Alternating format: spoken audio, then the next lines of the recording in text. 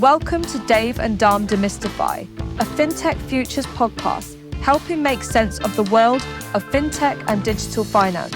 Please sit back and listen as the two Ds take a subject and discuss it to make it clearer and easier to understand. Demystify. Welcome to today's show. And today, Dharmesh and I are incredibly lucky to have two extraordinary people join us who've just launched or published a book, Annette and Erin. So, Annette, Erin, why don't you just give us a brief introduction to yourselves and then we can talk about the book that you've just published. Thanks, Dave. We'd be happy to. It's really great to be on the show. So my name is Erin Taylor. By training, I'm an anthropologist. I have a PhD in the subject from the University of Sydney in Australia. So my former life is actually as an academic. That's how I got started on finance research. At some time, many years back, I had a project with an academic colleague looking into mobile money services in Haiti. I had never tried to study financial behaviour before, but I just got fascinated in the process in terms of the interesting ways that people make decisions around finances, their fears, their practices, and so on and so forth. And at some point, I realised that it wasn't just Haiti, but all around the world, people are changing how they use financial services. And in so they are changing the financial services at the same time. And so that just really stems my broad interest in the topic. And a few years ago, I teamed up with Anette, who I met at a conference, and we realized we had a shared interest in that human side of finance. And so we started Finthropology, the company. And my name is Annette Broløs, and I trained as an economist many years ago, so many years ago that when I got the responsibility not only of innovation and development in regional banking, but also on IT strategy, I had to do an EMBA to get a grasp of what was happening with the internet.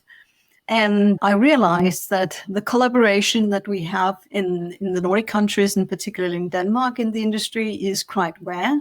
And I decided to study that. So I did an industrial PhD on collaborative innovation rather late in life. And that's the point when I realized that far too many financial companies do far too little research and work far too little with researchers and academics overall.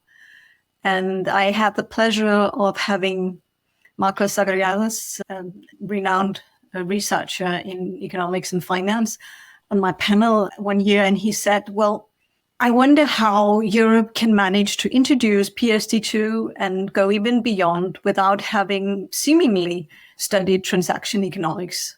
And that just goes to show that it's not normal. And I think that in the Nordics, it probably was because you didn't have an academic background until like 20 years ago. There were very few academics in the industry. So that gives a fright, I think. But that's where I was when I met, having worked a number of years also with startups. And then when I met Erin, we immediately clicked on the matter, and also on the matter of financial services for women and why services don't always fit the needs of women, and why it would be interesting to look into what more to be done in the area. Before we talk about the book, I'm interested in the anthropology side of the kind of research approach that you take. Perhaps you could just sort of explain what that kind of means, because I mean, my background is user experience and design, and I'm very used to going into labs and observing people. And so I was just keen for you to make that distinction, if you would. Yes, thanks, Dave. That's actually a really great question. It's definitely worth explaining. So what makes anthropology a unique approach is that for over 100 years, anthropologists have gone to the places where people live, whether that be in cities, in forests, in deserts, on islands, and any other place. And they have studied people in the context in which they live. So that involves a range of qualitative methods primarily, not just doing interviews, but also just living with people and watching them and their everyday behaviours. And what that allows you to do is not just find out what people say they do when you ask them questions, but you can watch what they actually do in reality.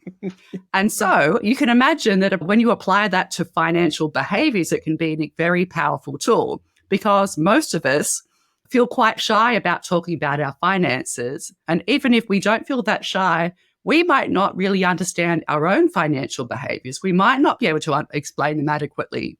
We've done lots of interviews over time where people have had realizations as we're interviewing them. The penny has dropped when you ask them, so why do you keep all these receipts in your wallet for months on end? And they go, oh, well, actually, that's a good question. I guess I need this one, but not that one. And you can see that kind of thing happens all the time. And so the idea of Finthropology is to bring together the finance side with that anthropological approach. It doesn't mean we only go to far-flung places and do observations. We incorporate a lot of different methods, including quantitative ones within that. It's amazing. I mean, when we were first deploying technology into the branches, we did some things called time and motion studies. Is that like a subset of this? Because it was very much about looking at a business process and seeing like that the entire life cycle of that process go from one person to the next, from one piece of paper to the next. But the main emphasis was on like how long it's taking at every step type thing. But we were looking at the overall business process. But I guess, is this like a superset of that then? Yeah, I guess in a way, because in such an approach, you're using observations first, and you're also looking at something not just in one moment, but over time. And that's what anthropologists do. Even if we're only doing a small study, there's a time element involved where you watch things change in front of you. But would you not say, Erin, that the anthropologist is likely to try to get a variety of different insights, analyzing all the input that arrives, whereas the process automator might be very focused on how to cut time? And that's perhaps two different ways of listening. It was like what we were doing was very narrow compared to, you're right. I don't know if it was. The sole purpose was how do we make things better, cheaper, faster? Right? We weren't like trying to understand why certain people did things slightly differently or what they were thinking about as they were doing it, et cetera, the broader, deeper aspects of this. Well, I suppose you could say that the methods that may have something in common somewhere along the way.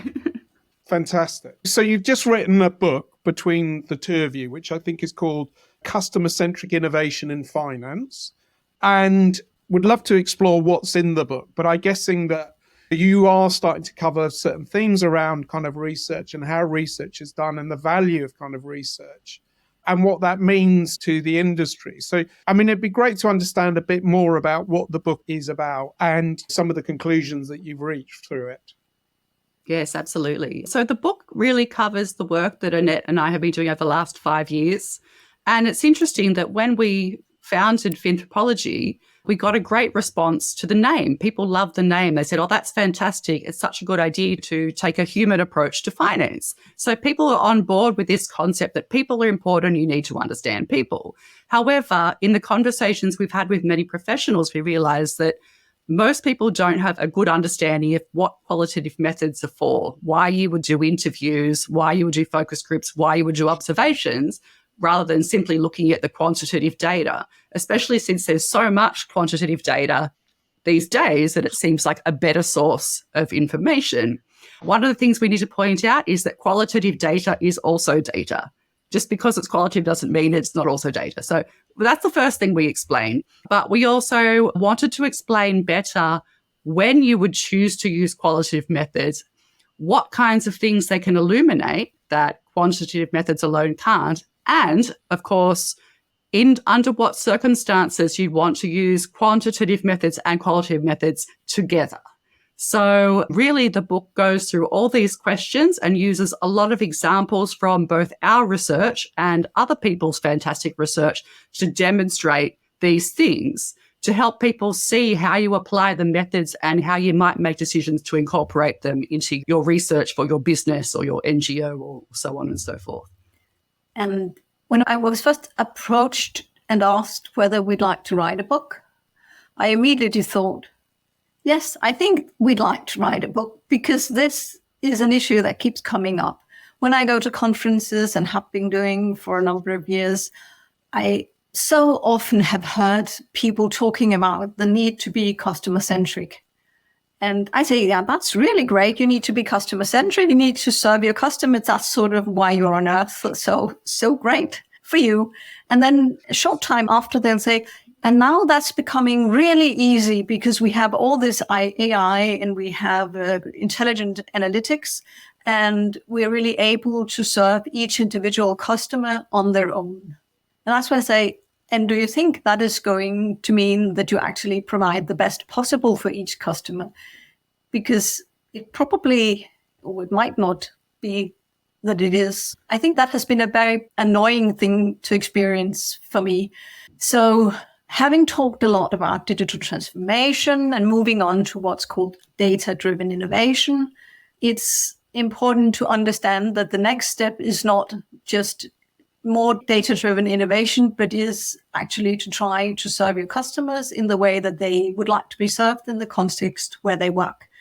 And this is part of what the book is about. So we try to describe the context. We try to describe how many financial companies are innovating and how innovation has moved on.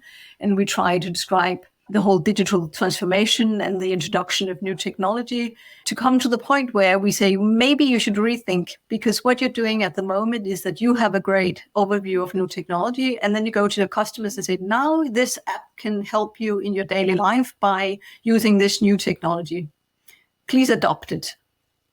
But what we consistently find when looking at what people do is there's no way they will accept and adopt an app or a tool that doesn't serve a need or is extremely cheap or for some other reason provide other interesting benefits.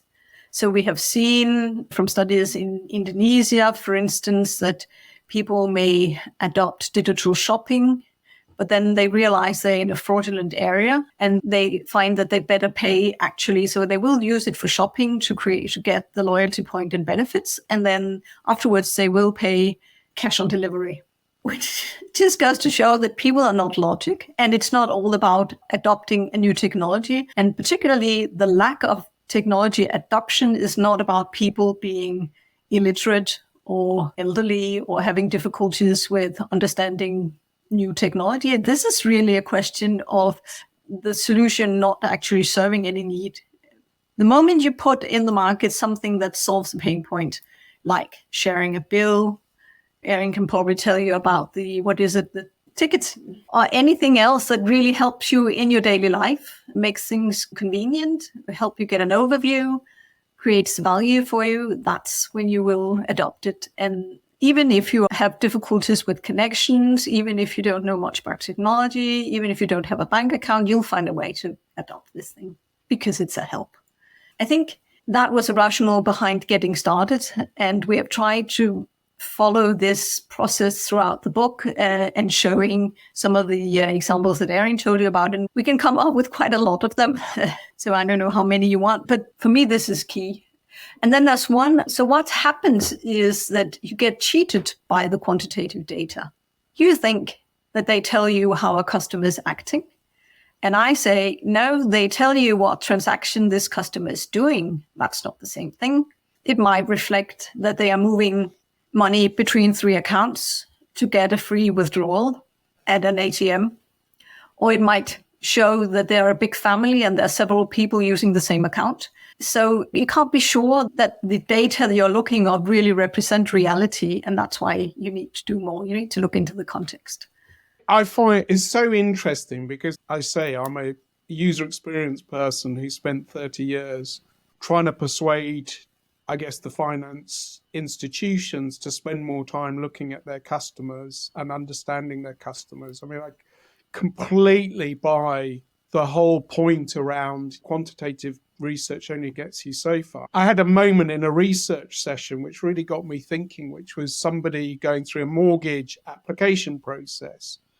And it was like, how fast can we get them through the process? And at one stage, this bloke turned around and said, why do I want a mortgage? And I was like, well, hang on. We haven't really started from a point where actually this person was coming in with, all right, we just picked him off the street or whatever. And there was a kind of bit missing. So it's really interesting to hear that whole sort of balance between qualitative and quantitative research. And one of the chapters in your book is about why it's incredibly important at this moment in time to be really focused on understanding customer behavior. So I was interested in that. Like, we live in a very complex world where there's a lot of things going on. What is it about now that I think you sort of feel this is utterly important, critical for people in the finance community to be really getting behind the sort of approach that you take? I would say that this is a moment in time where things are changing fast. And the financial services industry has been evolving over so many years. And I think people are getting used to it. But this is not affecting only financial services. This is affecting whole countries. This is affecting the government level with the introduction of new currencies. And this is even private currencies in the form of cryptocurrencies. And it's influencing the life of everyone.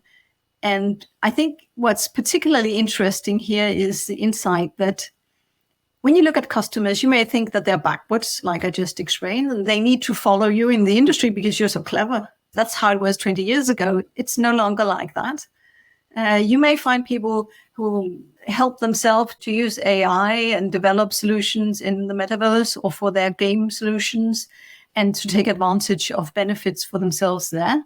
And they may actually at some points be ahead of you, while others are lagging behind you and not particularly interested in adopting things. You have to get used to understanding customers in new ways and seeing them as potential partners in new ways. And I think that's really fascinating at the moment. And then, of course, I mean, there's a growing competition as well. We have now access to so many different solutions that some of us might think is far too many. I don't want to have 215 ways of paying because, I mean, I don't need them, so why would I have them? I can't manage that many. But still, the choice and the competition is really at a high level.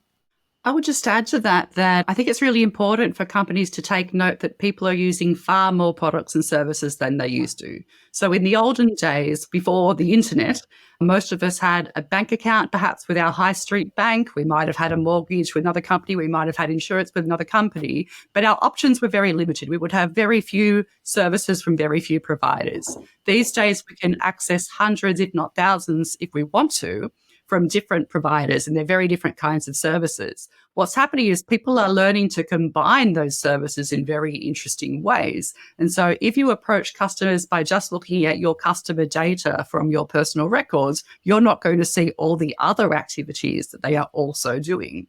So there's something we call a financial portfolio, which is different from what you might normally think of as being. But this is one in which you think about, okay, what are all the different tools and services people are using? What is that technological portfolio, if you like, in terms of how people manage their finances? And looking at that can give you fantastic insights, not only into what people are doing right now, but also what they may do in the future.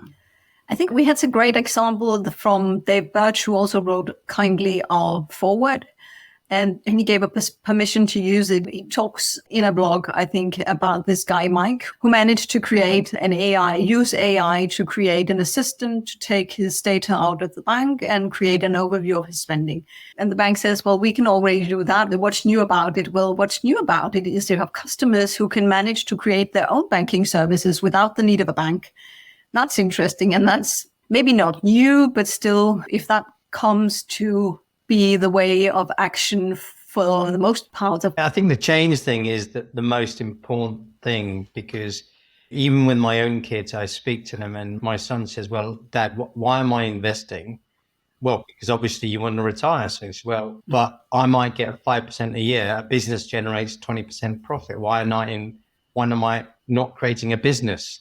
It's just a different mentality, and his view on mortgages is totally different. I was brought up where, your ultimate goal was to own your own home. And his view is, I don't know where I want to live. Why would I buy a home, right? And I certainly don't want to live in the same one for the rest of my life. So I'm definitely going to be moving. Why wouldn't I just rent? So the whole mentality, there's a shift, because I think one of the things that's underestimated also is the transparency that's brought about by the internet, and things like open data and open finance, bringing even more transparency back to the customer. But I'm kind of interested, do you ever think some of the things that you physically observe through interviewing people will get replaced by technology. Do you think that will ever happen? Or, I mean, this is that question really about, will AI replace everything, right? But I'm intrigued because I totally get that there's an emotional reaction sometimes to something that somebody said, which is in total contradiction to the words that they spoke. So, and you can only observe that, but can some of that be, automated later on? I think it's possible for everything to change in one way or another, but the direction of change is hard to foresee. So take cash as an example. Here in the Netherlands, cash is not used that widely anymore. I don't carry any cash on me ever. But you go across the border to Germany and it's the opposite. There's still quite a lot of cash usage, although I understand that's decreased since COVID. In Australia, my home country, there's a perfectly functioning digital system, but people still use a lot of cash. Cash is sticky. However, that is also subject to change because there's pressure from the government to move away from it, because Australia is a terrible place to maintain a cash infrastructure. So there's pressure from many different quarters to change things, sometimes from individuals, sometimes from cultures, sometimes from governments. Everything's subject to change. Attitudes are subject to change. As you mentioned, Dharmesh, about your children and attitudes to mortgages, we also see massive changes in how households are managing their finances, particularly between couples. And that has to do a lot with changing family roles. So I think there is nothing that is sacred in terms of our financial behaviours, our attitudes or our values. And so, yes, technology may step in and reduce some pain points in those areas. A lot of it will continue to be managed by people themselves. I do agree, of course. But I did understand that your question might have another connotation as well, as in whether we could actually observe some of this through the means of technology. And I definitely think that we can. And you might use our small study on the introduction of buy now, pay later solutions in the US as an example. Erin did a nice piece of digital ethnography, and I sort of provided a structure to do the analytics in. But it was revealing for us in the way that we actually didn't get the opportunity to talk to anybody or observe anybody in person, but we observed digitally what they were doing, and we really had a great insight. We always talk about this as a great way of providing more business for the provider, better rates or no rates for the customer, and better loyalty and higher sales for the merchants. A win-win-win. But then we realized that people don't just get the buy now, pay later that is offered by their current merchant. They may use 5 or 6 different providers of buy now, pay later solutions because they're in a pickle, and they want one for vouchers, they want another for household shopping, and a third one for gifts, and all for building a credit score. So there may be very many different reasons why they use it, and very many ways of actually using it. And when we had the opportunity to present this to one of the business providers, they were really, I wouldn't say shocked, that would be too harsh, but they were quite surprised. So you can definitely do the observations digitally. I think that some of the analytics will probably for a long time still have to be done by people. I think one of the things I really believe is there's no substitute for kind of talking to people, like actually like hearing stories and like feeling it here, like what's going on. So observation isn't just in your eyes and ears, it's also like your intuition. And I think that is so often missing in terms of what kind of finance companies do. Like I remember saying to one bank, like, the problem is you think your customers are a pain in the backside, basically. You actually don't want to go and talk to them, because you know that if you do and you listen to them, that's going to mean a wholesale change in the way you do things. And do you think the finance industry is much more open to this? Because historically, I mean, honestly, it hasn't been, because otherwise we'd have very different kind of products and services to the ones that, essentially they've taken a template and rolled out that template, and they've done it many times over. And so do you think that the industry is changing? Do you think it's open to listening now? You've got this brilliant book out. Do you think the industry will be going and buying that book? Keen to get your views on it. It's a great question, I think. And the question is, what do we consider the industry? Because there will be differences between different industry. No, that would be, it's a brilliant point. Yes. It will take a while, I think, before you have all the big investment bank throughout their many employees and business models actually changing their view of customers completely. You can still hear it when you hear them present their customer centricity developments that, oh, but we are so busy, we have so many customers. Yes, you may be, but some of the time that you're actually using on them is used on complaints, more likely than not. So you need to understand. I think the industry is changing, and I think many of the fintechs have a possibility of moving far faster. They're more agile. So we say some of them are just looking to make a fast profit and to connect with the existing industry. They will not do a lot of moving. And then some of them have great ideas and are trying to solve a problem that maybe they experience themselves, or maybe they've heard a lot of people talking about, and they're likely to push things and to make the industry test new things. And that's really good. And then there are some actually going very scientifically about it. So we know a number of great companies using behavioral insights to form their services to help you really basically to how to save. Well, you can have a savings account and now you can save or invest. But what if you told people, put up a picture of the child that you're going to have that you want to save up for, or the house you want to have, and then try to calculate how much you need to save every day or every month in order to be able to buy it at some point. You can share with your family and your friends what your current savings project is. There's a Swedish company doing that already. One of the companies that I love is a Danish company actually run by an English woman. She went to Africa to talk to the poor women about their village savings and loans associations. And she completely turned everything upside down and started by listening to them and talking to them with people who actually spoke their language and trying to build a software on the blockchain that would allow them trusted digital solutions for what they were already doing. And that meant they could do it easier and faster and more secure. But it also meant that they could reach out to a larger area. It also meant that they were able to build credit profiles of each participant. So there are companies already doing this. And in that respect, definitely the industry is changing, but slowly. I mean, look how many years it took, is still taking for the industry to actually get women leaders and women on their boards.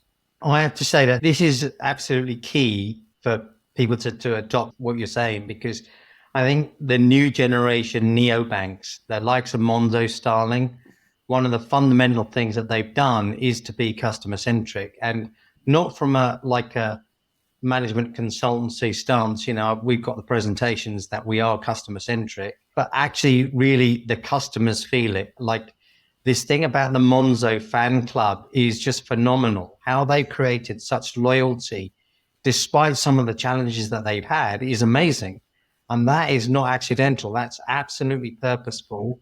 And it's been designed into the organization. So, you know, this thing about like, we'll just copy their features, etc. This is what banks have been doing. I think the problem is that it's systemic in the legacy banks, that they think that an account is an account, right? And a mortgage is a mortgage. And whoever has one is roughly the same because they just want to buy a house or keep their money safe. They're not going deeper than what they had done 50 years ago. And fundamentally, all of our behaviors have changed. So this is a must-have book for especially the legacy banks who got to realize that their product design is systemically wrong right now, I think. What do you think? I hope some of them will be curious enough to actually do this. And then I get a little sad because I can recall somewhere around 2000 when we had a really great consultant in the regional bank where I was working. And he said, you're doing an interesting process about introducing this project and it looks really great. And you're explaining how you'll teach your employees how to work with it and what you've already done and how it's different and what kind of colors. And I know, really great process. But how is it that finance is always moving from inside to out rather than any other industry who will be looking outside to move in? It's really true. It's been a fascinating conversation. So, Erin, where can people get this book? I presume through Amazon and other book publishers, or? Yeah, you can find it on the usual pages. It's on Amazon. It's on anywhere else that sells the majority of books. And, of course, on the Kogan page website. Fantastic. Well, listen, thank you so much for coming on and explaining all about the sort of background. I love this idea of anthropology, that we go into the wild, be a shopping centre or the wild, to really observe what people are up to. If you cut 2 minutes of the time that I have spent talking, do you think there might be 2 minutes for Erin to explain how you might be able to do this in your own company and not just read the book and call the two of us, but actually get started? Totally. Yeah. Totally. Well, look. Over to you, Erin. It's a must. Thanks a lot. So how can you do this in your own company? Well, I guess there are many ways of getting started. The first one, of course, would be to read our book and think about the ways in which you might incorporate our insights. So what you want to think, of course, first is, what is the problem you're trying to solve? Obvious first question. What research methods do you need to solve it? And sometimes the answer might be, well, I need to look at data on this aspect, but I also need qualitative research in some other aspect. So a great example of a project we've done where we've combined qualitative and quantitative methods is a project on digital finance and smallholder farmers in Laos and Cambodia. That's a 5-year project with the University of Western Sydney in Australia. And we have a team of research that includes us on the qualitative side, plus some economists on board who are doing household surveys and experiments. And so what we're doing in this project is we've already done the first round of qualitative research, which will then inform the design of the experiments and the quantitative survey. And so that is just one brief example of how you might use qualitative research in order to get more out of your quantitative. Alternatively, you might find, as we've discussed, that you do have a limitation, that the data you have available isn't telling you what you need to know. And you realize that a survey isn't going to answer your questions either, because questions are far more specific. So you may think about sending people like us out into the field to talk with your customers and stand around and observe what they do. One of my favorite methods, actually, besides talking with people directly, is simply to stand on street corners outside shops and watch people making transactions in the shops along the street. What do? Do they feel safe? Are they happy to hold their phone in the middle of the street without fear of it getting stolen? When they're at the counter, do they handle wads of cash and just wait there to pay? Or do they keep it tucked into their wallet or their pockets so they don't get robbed? You know, how comfortable do people feel? And what are their interactions with shopkeepers, for example? So that's just one example of how you can use observations to find out what people are actually doing in a way that they would not be able to explain to you. Amazing. Amazing. That was a great way to end the podcast. So thank you so much for joining us, and good luck with the book. Thank you so much. Thank you for inviting us. Thank you for tuning in to Dave and Dharm Demystify. We hope you enjoyed the show. Don't forget to like and subscribe, and tune in next time as we take another topic and demystify it.